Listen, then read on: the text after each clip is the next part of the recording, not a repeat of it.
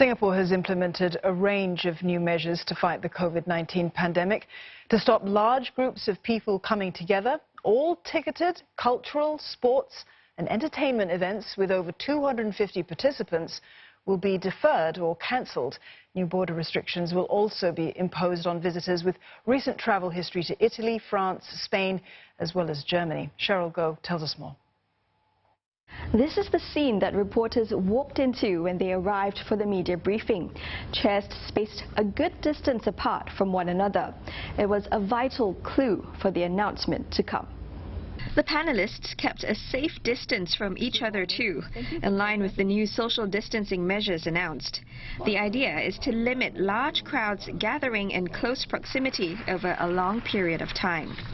We have tried to streamline it to a single number, 250 as a guide, as a rule, but we do understand that every event is quite different, so we are prepared to consider on a case by case. We know that many organizations, many private functions, religious gatherings will take some time to adjust to this.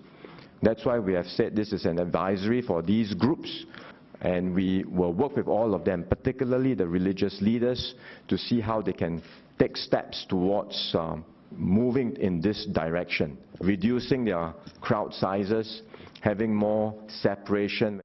For large-scale events like the May Day Rally and the National Day Parade and Rally, organizers will need to adjust their preparations accordingly.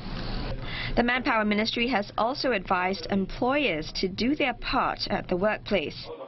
Working from home and telecommuting are encouraged, and if possible, employees should also be seated at least 1 meter apart, and their working hours should be staggered.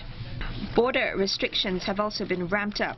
From 11:59 p.m. this Sunday, visitors with recent travel history to France, Spain, Germany and the whole of Italy will not be allowed to enter or transit. This is due to the rise of imported cases here. As of Thursday, nearly a quarter of all cases, which is 47 out of the 187 confirmed in Singapore, were imported. And from now on, all visitors with a fever or symptoms of respiratory illness when they enter Singapore will also be issued with a 14-day stay-home notice, regardless of their travel history. This is even if they tested negative in the COVID-19 swab test at the checkpoint. A swab test that is negative at the point of test may not be sufficient assurance, because that person who is already exhibiting some symptoms may be just going through the incubation stage of the virus. In doing this surveillance, we will pay particular attention to some of these countries where we have seen imported cases, and we will want to be quite stringent about this.